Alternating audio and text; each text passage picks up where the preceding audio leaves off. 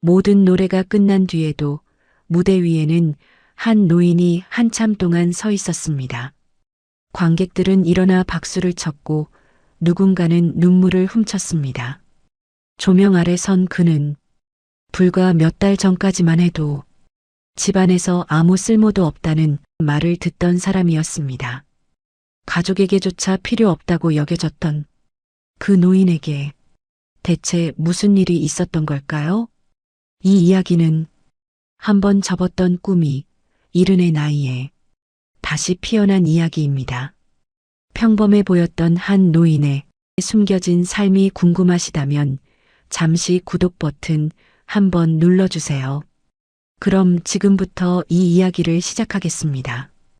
74살 강태수 씨가 사는 곳은 서울 외곽의 넓은 단독주택이었습니다. 20년 전 철물점을 운영하며 피땀 흘려 장만한 이 집은 이제 큰아들 준혁 씨 가족의 보금자리가 되어 있었죠. 태수 씨는 1층 구석 작은 방 한 칸을 쓰고 있었는데요. 원래 그 방은 창고로 쓰던 공간이었습니다. 3년 전 아내 수님 씨가 세상을 떠난 후 태수 씨의 입지는 눈에 띄게 좁아졌거든요. 할아버지 또 라면 드셨어요? 냄새 난다니까요. 12살 손자 하유리가 코를 막으며 지나갔습니다. 태수 씨는 아무 말 없이 라면 봉지를 쓰레기통 깊숙이 밀어 넣었죠. 요즘 그의 하루는 대부분 이런 식이었습니다.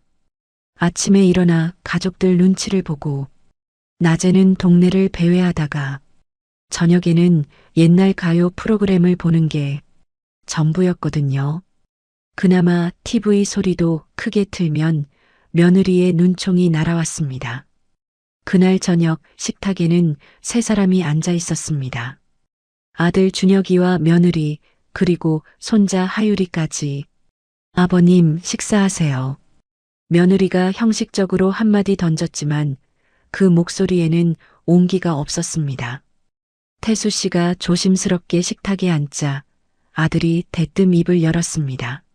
아버지, 내일 동창회 가신다면서요? 돈은 어디서 나는 거예요?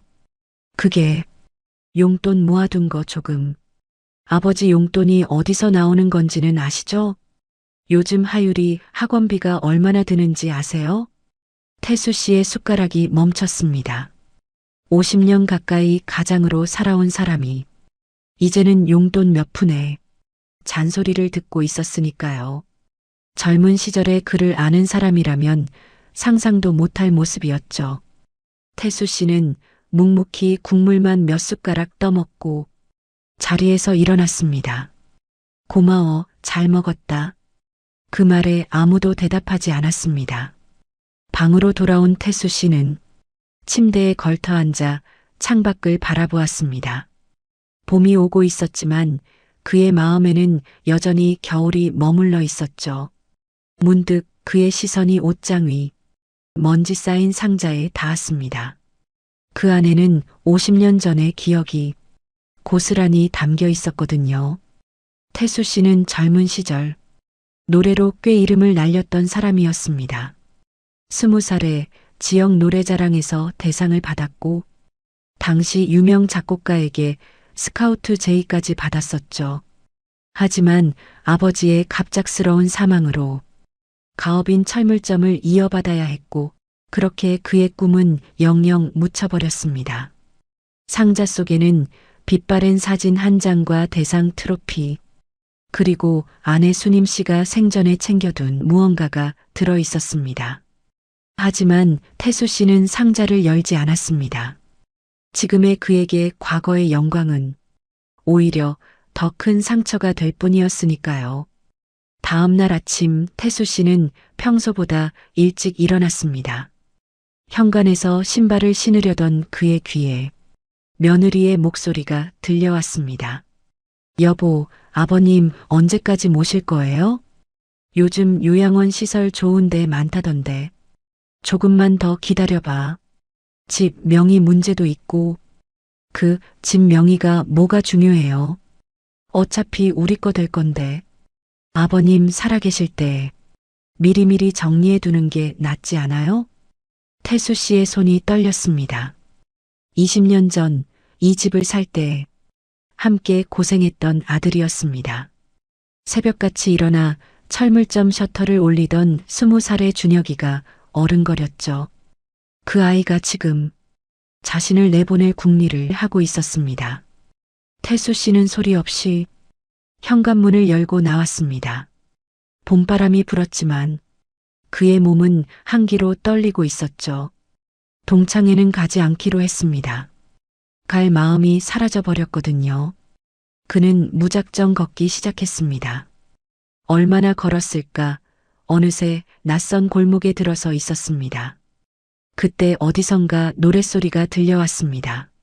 사랑아 사랑아, 내 마음을 알아다오. 복지관 건물 2층에서 흘러나오는 트로트 멜로디였습니다. 태수 씨의 발걸음이 저절로 그쪽으로 향했습니다. 50년 동안 억눌러 왔던 무언가가 그의 가슴 깊은 곳에서 꿈틀거리기 시작했거든요. 복지관 입구에 걸린 현수막에는 이렇게 적혀 있었습니다. 제3회 전국 어르신 트로트 경연대회 참가자 모집. 태수 씨는 한참 동안 그 현수막을 바라보았습니다. 버려진 꿈이 다시 그를 부르고 있었습니다. 복지관 2층 강당은 생각보다 넓었습니다. 40명 남짓한 어르신들이 플라스틱 의자에 앉아 노래를 따라 부르고 있었는데요. 태수 씨는 한참을 문 앞에서 망설였습니다. 50년 만에 다시 노래를 부른다는 게 설레기도 두렵기도 했거든요.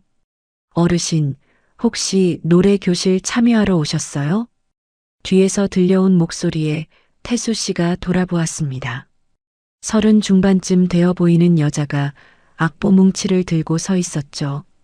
아, 그게 그냥 지나가다가 괜찮으세요? 언제든 환영이에요. 저는 여기 노래 교실 강사 윤채원이라고 합니다. 채원 씨의 미소가 유독 따뜻했습니다. 태수 씨는 오랜만에 누군가에게 환영받는 기분이 들었죠. 그날 태수 씨는 강당 맨 뒷줄에 조용히 앉아 다른 어르신들이 부르는 노래를 들었습니다. 입술이 저절로 달싹거렸지만 차마 목소리를 내지는 못했어요. 하지만 가슴 한쪽이 뜨거워지는 건 어쩔 수 없었습니다. 잊고 있었던 감정이 천천히 되살아나고 있었거든요. 수업이 끝나고 채원 씨가 태수 씨에게 다가왔습니다. 어르신, 다음 주에도 오실 거죠? 이번에 경연대회 나가실 분들 모집하고 있거든요. 경연대회요? 저 같은 늙은이가요? 늙으시긴요. 목소리 좋으신 분들 많이 계세요. 한번 도전해 보시는 것도 좋을 것 같아요. 태수 씨는 대답 대신 희미하게 웃기만 했습니다.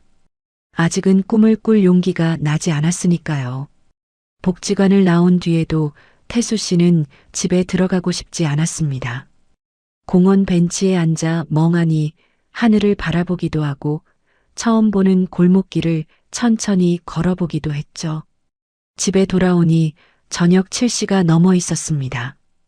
현관문을 열자마자 며느리의 날카로운 목소리가 들려왔죠. 아버님, 어디 갔다 오신 거예요? 연락도 없이 동창회 다녀왔다. 태수 씨는 복지관 얘기를 꺼내지 않았습니다. 괜히 말했다가 또 잔소리를 들을 것 같았거든요. 그런데 거실에는 예상치 못한 사람이 앉아 있었습니다. 막내딸 수정이었죠. 아버지, 오랜만이에요. 수정이의 목소리는 따뜻했지만 표정은 어딘가 굳어 있었습니다. 태수 씨는 반가운 마음에 딸에게 다가갔지만 수정이 옆에 앉아있던 아들이 먼저 입을 열었습니다. 아버지, 앉으세요. 드릴 말씀이 있어요. 분위기가 심상치 않았습니다. 태수 씨가 소파에 앉자 며느리가 서류 봉투 하나를 테이블 위에 올려놓았죠. 아버님, 이게 뭔지 아시죠? 서류 겉면에는 요양원 입소 안내라는 글자가 선명하게 적혀 있었습니다. 태수 씨의 심장이 쿵 하고 내려앉았죠. 아버지, 저희도 많이 고민했어요. 근데 솔직히 아버지 혼자 계시기엔 이제 좀 힘드시잖아요. 아들의 말투는 부드러웠지만 그 속에 담긴 뜻은 명확했습니다.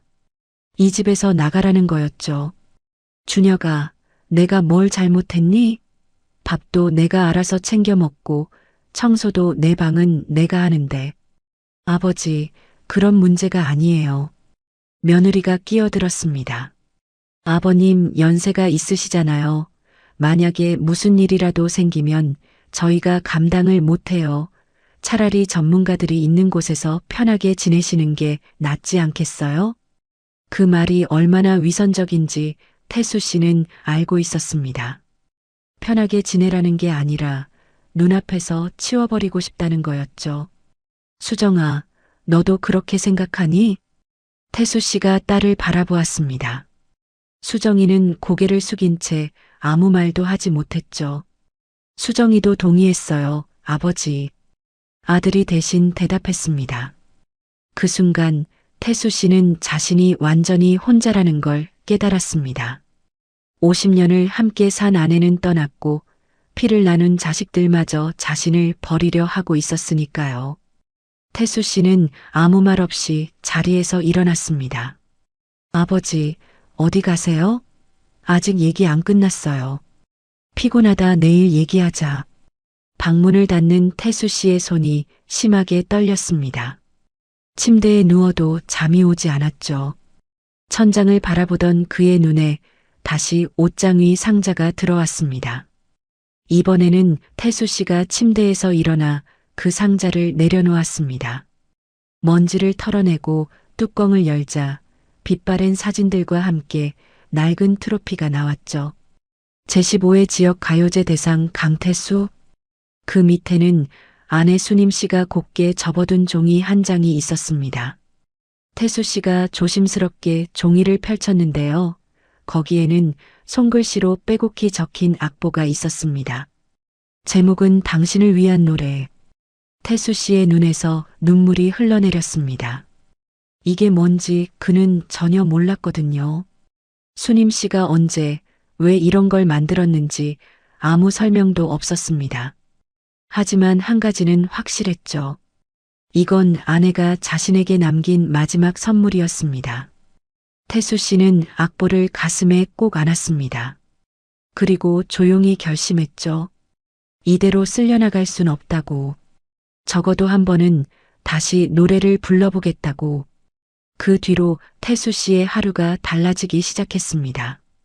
일주일에 한 번 열리는 노래 교실에 빠짐없이 참석했고, 나머지 날에는 복지관 연습실을 빌려 혼자서 연습했죠.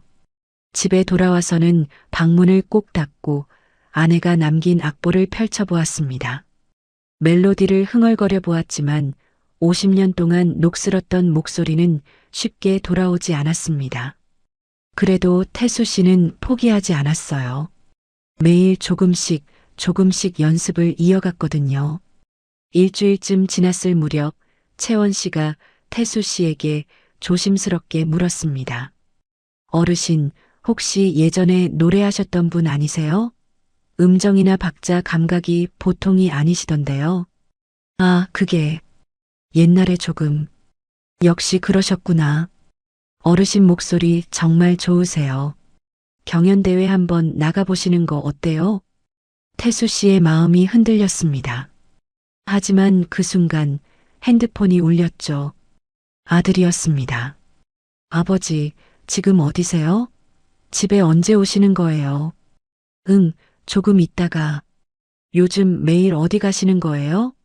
혹시 또 쓸데없는데 돈 쓰시는 거 아니죠? 태수 씨는 전화를 끊고 한숨을 내쉬었습니다. 집으로 돌아가는 발걸음이 무거웠죠. 현관문을 열자마자 거실에서 날카로운 목소리가 터져 나왔습니다. 아버님, 이게 뭐예요? 며느리가 손에 든 종이를 흔들고 있었습니다. 복지관 노래교실 수강증이었죠. 그게 아버님이 노래교실을 다니신다고요? 하율이 친구 엄마가 봤대요. 복지관에서 노래 부르시는 거. 아들이 소파에서 일어나 다가왔습니다. 아버지, 창피하게 왜 그러세요? 동네방네 소문 다 나겠어요. 내가 노래 부르는 게 왜 창피하니? 태수 씨의 목소리가 떨렸습니다. 평생 참아왔던 감정이 치밀어 올랐거든요. 아버님 연세가 몇인데 노래 교실이에요. 그것도 경연대회를 나가신다면서요? 그 나이에 무슨 가수 지망생도 아니고. 며느리의 말에 태수 씨는 할 말을 잃었습니다. 그때 손자 하유리가 방에서 나와 한마디를 던졌죠. 할아버지 진짜 창피해. 친구들한테 뭐라고 해요. 12살짜리 아이의 말이 비수가 되어 꽂혔습니다. 태수 씨는 아무 말도 하지 못한 채 자신의 방으로 들어갔습니다. 방문을 닫고 침대에 앉았을 때 손이 떨려서 멈추질 않았죠. 창피하다는 말이 머릿속에서 맴돌았습니다. 그날 밤 태수 씨는 아내의 악보를 다시 꺼내 들었습니다. 당신을 위한 노래. 수님 씨는 왜 이 악보를 만들었을까요? 태수 씨는 문득 궁금해졌습니다. 아내가 살아있을 때 물어볼 걸 후회가 밀려왔죠. 다음 날 태수 씨는 그래도 복지관을 찾아갔습니다. 하지만 강당 분위기가 어딘가 달라져 있었어요. 저 어르신 있잖아. 요즘 매일 오시던데 노래를 좀 잘하신다고 경연대회에 나가신대. 허허, 자신감은 좋으시네. 이 나이에 무슨 대회야. 뒤에서 수군거리는 소리가 들렸습니다. 태수 씨는 못 들은 척했지만 가슴이 쓰렸죠. 채원 씨가 다가와 작은 목소리로 말했습니다. 어르신 신경 쓰지 마세요. 다들 부러우신 거예요. 괜찮아요. 익숙합니다. 태수 씨는 애써 웃어 보였습니다. 수업이 끝나고 집에 돌아오니 낯선 차가 대문 앞에 서 있었습니다. 거실에 들어서자 아들과 며느리 옆에 정장을 입은 남자가 앉아 있었죠. 아, 아버님 오셨네요. 여기 요양원 관계자분이세요. 며느리가 말했습니다. 안녕하세요.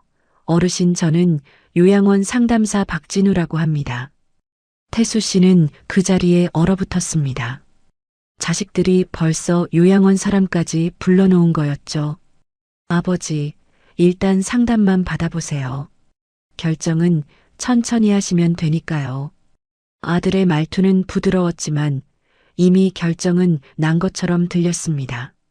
저희 시설은 정원도 넓고 매주 문화 프로그램도 있어서 어르신들이 좋아하세요. 상담사가 말을 이어갔지만 태수 씨의 귀에는 아무것도 들어오지 않았습니다. 이 집에서 쫓겨난다. 그 생각만이 머릿속을 가득 채웠거든요. 생각해 볼게요. 태수 씨는 그 말만 남기고 방으로 들어갔습니다. 침대에 누워 천장을 바라보았죠. 아내의 악보가 책상 위에 놓여 있었습니다. 수님 씨가 살아 있었다면 뭐라고 했을까요? 아마 이렇게 말했겠죠. 여보, 포기하지 마요. 당신은 할 수 있어요. 태수 씨의 눈에서 눈물이 흘러내렸습니다. 하지만 현실은 냉정했습니다. 가족에게 버림받고 복지관에서도 손가락질 당하고 이제는 요양원까지 모든 것이 무너지고 있었거든요. 여러분, 여기까지 들으셨는데 어떠세요? 평생을 가족을 위해 살아온 태수 씨가 이렇게까지 무시당하는 모습을 보니 마음이 참 아프죠.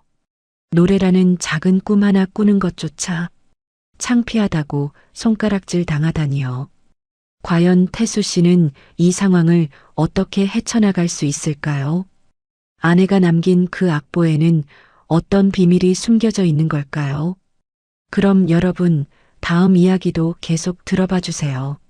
며칠 뒤 태수 씨는 복지관에서 경연대회 참가 신청서를 받아왔습니다. 떨리는 손으로 이름을 적으면서도 마음 한구석이 무거웠죠. 집에서는 매일같이 요양원 이야기가 나왔고 가족 중 누구도 자신의 편이 아니었으니까요. 그래도 태수 씨는 포기하지 않았습니다. 아내가 남긴 악보, 당신을 위한 노래. 이 곡을 무대에서 부르겠다는 게 그의 유일한 목표였거든요. 채원 씨가 악보를 보더니 눈이 휘둥그레졌습니다. 어르신, 이 곡 어디서 나신 거예요? 멜로디가 정말 아름다운데요. 아내가 남긴 거예요. 언제 만들었는지는 모르겠는데 혹시 작곡을 하셨던 분이세요? 태수 씨는 고개를 저었습니다. 수님 씨는 평범한 주부였거든요. 음악을 전공한 적도 악기를 다룬 적도 없었습니다. 그런 아내가 어떻게 이런 곡을 만들었는지 태수 씨로서는 알 길이 없었죠. 일단 이 곡으로 연습해 보시죠. 제가 반주 넣어 드릴게요. 채원 씨의 도움으로 본격적인 연습이 시작되었습니다. 태수 씨는 노래 교실이 없는 날에도 복지관 연습실을 찾아 목청을 가다듬었고 조금씩 옛 감각을 되찾아갔죠. 하지만 집에서의 상황은 점점 악화되고 있었습니다. 어느 날 저녁 태수 씨가 집에 돌아오니 현관 앞에 짐이 쌓여 있었습니다. 낡은 옷가지들과 이불, 그리고 아내의 유품이 담긴 상자까지. 이게 뭐니? 거실로 들어가자 며느리가 냉담한 표정으로 서 있었습니다. 아버님 짐이요. 정리 좀 했어요. 내 허락도 없이? 어차피 요양원 가시면 다 필요 없는 것들이잖아요. 미리 정리해 두는 게 낫죠. 태수 씨의 눈에 아내의 유품 상자가 들어왔습니다. 그 안에는 수님 씨가 아끼던 물건들이 잔뜩 들어 있었죠. 이건 안 돼. 태수 씨가 상자를 집어들었습니다. 아버님, 그런 거 다 들고 가실 수 없어요. 요양원 방이 얼마나 작은데요. 며느리의 말에 아들이 거들었습니다. 아버지, 저희도 힘들어요. 이 집도 좁고 하율이도 크고 있고 아버지가 조금만 양보해 주시면 안 될까요? 양보라는 말이 태수 씨의 가슴을 후볐습니다. 20년 전 이 집을 살 때 자신이 얼마나 많은 것을 양보했는지 아들은 모르는 거였죠. 노후 자금을 털어 집을 사고 노후의 꿈을 접고 자식들을 뒷바라지했습니다. 그런데 이제 와서 양보를 하라니요. 준혁아, 이 집이 누구 집이니? 태수 씨의 목소리가 떨렸습니다.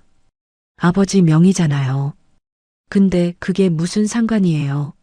어차피 나중에 저희 거 될 건데. 뭐라고? 아버지, 솔직히 말씀드릴게요. 아버지 혼자 이 집에 계시는 건 말이 안 돼요.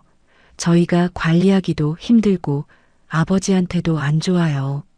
아들의 말투가 점점 거칠어졌습니다. 태수 씨는 더 이상 대꾸하지 않았습니다. 아내의 유품 상자만 꼭 안고 방으로 들어갔죠. 방문을 닫고 상자를 열었습니다. 수님 씨가 아끼던 손거울, 빛바랜 사진첩, 그리고 편지 한 통. 태수 씨는 편지를 펼쳐보았습니다. 여보, 당신이 이 편지를 읽을 때쯤이면 나는 이미 곁에 없겠죠. 수님 씨의 손글씨였습니다. 태수 씨의 손이 떨리기 시작했죠. 당신은 평생 가족을 위해 살았어요. 젊은 시절의 꿈도 접고 하고 싶은 것도 참으면서 그래서 나는 당신에게 이 노래를 남기기로 했어요. 태수 씨의 눈에서 눈물이 쏟아졌습니다. 당신을 위한 노래가 어떻게 만들어졌는지 이제야 알게 된 거였죠. 나는 몰래 음악 학원에 다녔어요. 당신 몰래 작곡을 배웠죠. 3년이나 걸렸어요. 이 곡 하나 완성하는데 서툴러서 오래 걸렸지만 한음 당신 생각하면서 만들었어요. 편지는 계속되었습니다. 여보, 이 노래를 불러줘요. 당신 목소리로 이 노래가 세상에 울려 퍼지길 바라요. 그게 내 마지막 소원이에요. 태수 씨는 편지를 가슴에 꼭 안았습니다. 50년을 함께 살면서도 몰랐던 아내의 마음이었습니다. 자신을 위해 몰래 음악을 배우고 3년 동안 곡을 만들었다는 것. 그 사실이 태수 씨의 마음을 무너뜨렸죠. 하지만 동시에 그에게는 새로운 힘이 생겼습니다. 이 노래를 반드시 불러야 한다. 아내의 마지막 소원을 이뤄야 한다. 태수 씨는 눈물을 닦고 자리에서 일어났습니다. 경연대회까지 2주가 남았습니다. 태수 씨는 매일 새벽같이 집을 나서 복지관으로 향했죠. 아내의 편지를 읽은 뒤로 그의 눈빛이 달라져 있었습니다. 더 이상 눈치 보는 노인이 아니었어요. 반드시 이 노래를 세상에 들려주겠다는 결의에 찬 사람이었죠. 채원 씨도 태수 씨의 변화를 느꼈습니다. 어르신, 요즘 목소리가 완전히 달라지셨어요. 예전에 정말 대단하셨던 분 맞죠? 허허, 옛날 얘기죠. 아니에요. 이 정도 실력이면 대회에서 충분히 좋은 결과 나올 수 있어요. 태수 씨는 대답 대신 미소만 지었습니다. 상은 중요하지 않았거든요. 그저 아내의 마지막 소원을 이루는 것, 그게 전부였습니다. 그날 저녁 연습을 마치고 나오는데 복지관 입구에 낯익은 얼굴이 서 있었습니다. 막내딸 수정이었죠. 아버지, 수정아, 여긴 어쩐 일이니? 수정이의 눈가가 붉어져 있었습니다. 뭔가 할 말이 있는 듯 했지만 쉽게 입이 떨어지지 않는 눈치였죠. 아버지, 죄송해요. 뭐가? 그때 오빠 편들었던 거요. 저도 아버지 요양원 보내는 거 찬성했잖아요. 태수 씨는 아무 말 없이 딸을 바라보았습니다. 근데 어제 오빠네 갔다가 얘기 들었어요. 아버지 진명에 이전하려고 서류 준비하고 있대요. 태수 씨의 표정이 굳어졌습니다. 아버지 모르게 다 진행하려고 했나 봐요. 아버지가 요양원 가시면 바로 처리하려고. 수정이의 목소리가 떨렸습니다. 저 진짜 몰랐어요. 오빠가 그렇게까지 할 줄은, 아버지한테 이렇게까지 할 줄은. 태수 씨는 한동안 말이 없었습니다.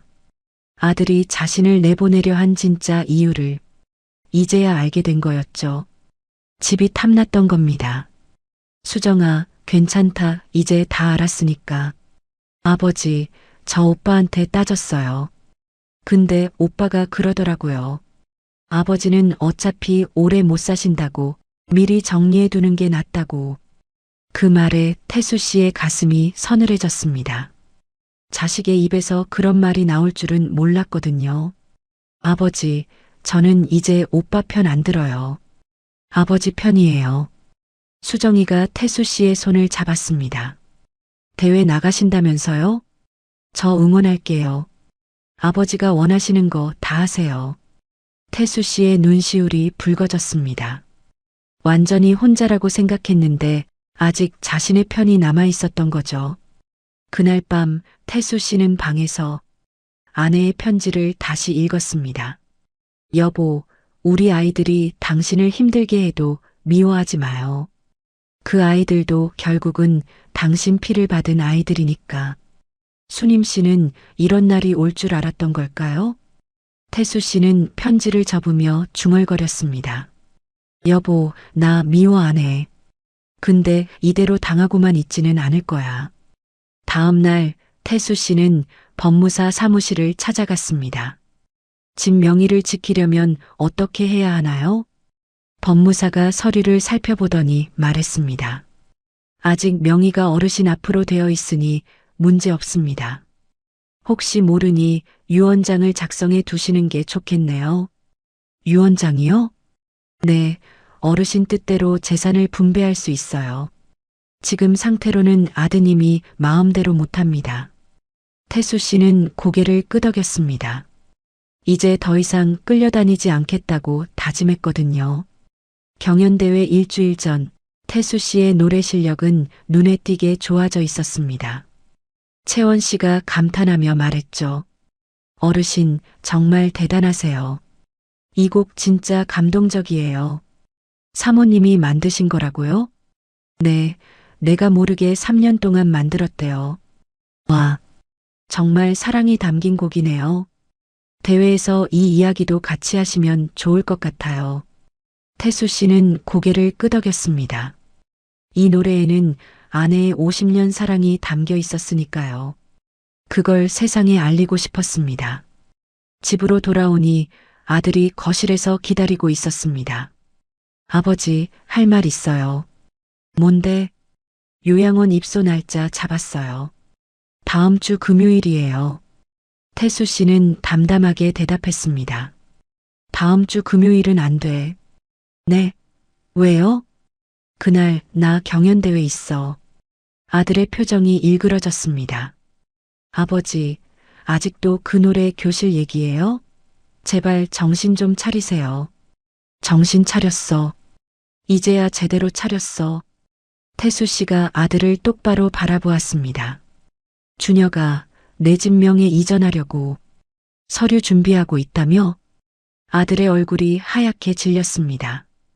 그게 누가 그런 소리를 수정이한테 다 들었어. 태수 씨의 목소리는 담담했습니다. 더 이상 흔들리지 않았거든요. 아버지, 오해예요. 그냥 만약을 대비해서. 됐다. 변명 안 들을게. 태수 씨가 아들의 말을 끊었습니다. 나 요양원 안 가.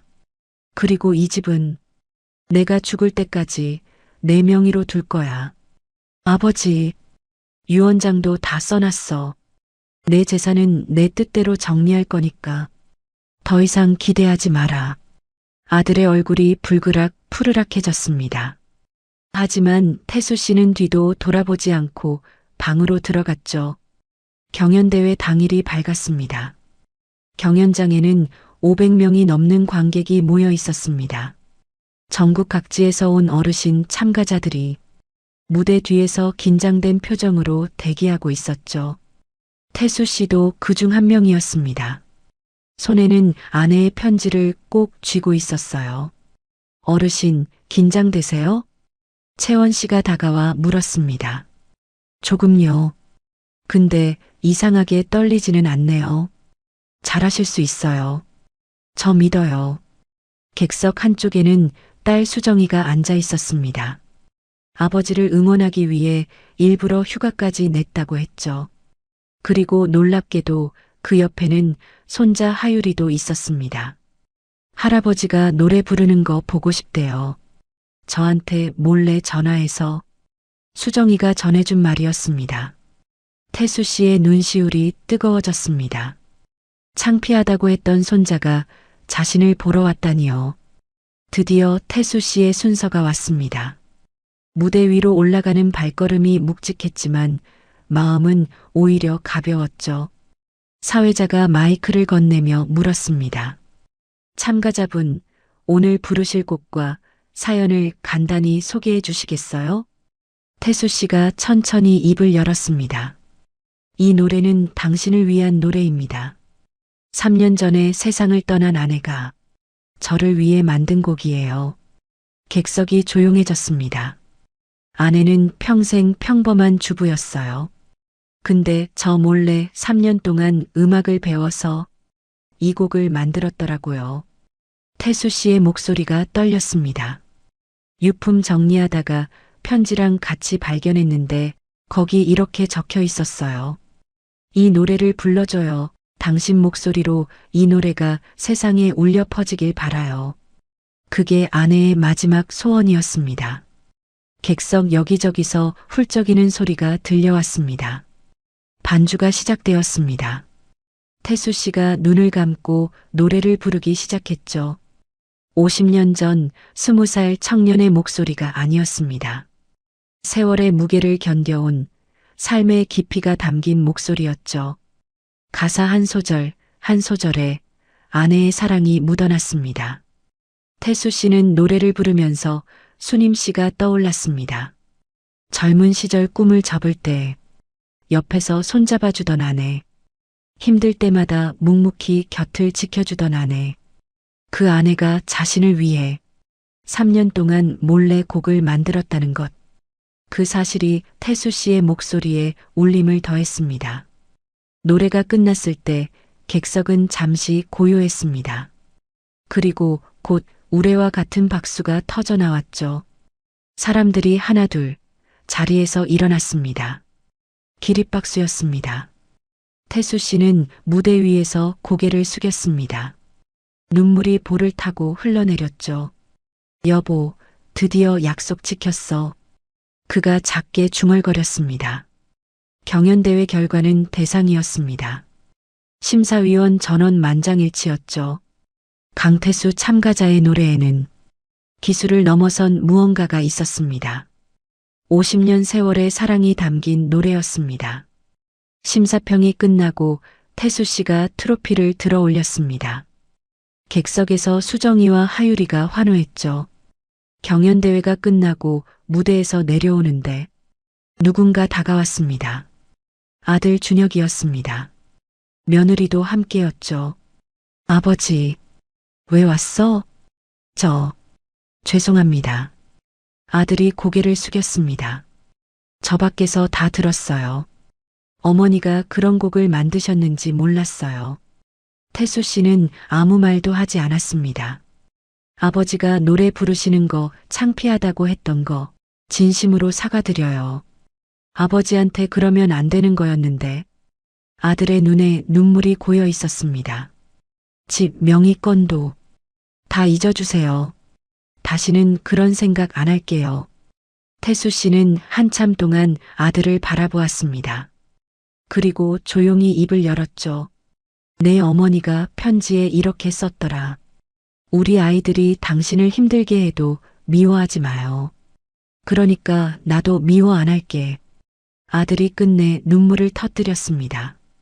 태수 씨가 아들의 어깨를 가볍게 두드렸습니다.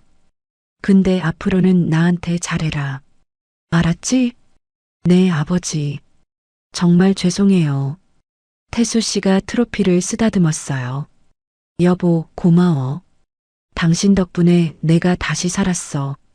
그의 눈에 맺힌 눈물이 조명 아래 반짝였습니다. 여러분, 오늘 이야기 어떠셨어요?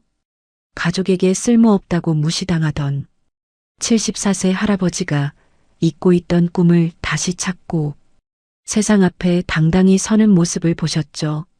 사실 이 이야기에서 가장 감동적인 건 태수 씨의 성공이 아니라 50년을 함께 살면서도 몰랐던 아내의 사랑이 아닐까 싶어요. 수님 씨는 남편이 젊은 시절 포기했던 꿈을 늘 안타깝게 생각했나 봅니다. 그래서 3년이나 몰래 음악을 배우면서 단 한 곡을 만들었어요. 서툴러도 괜찮았죠.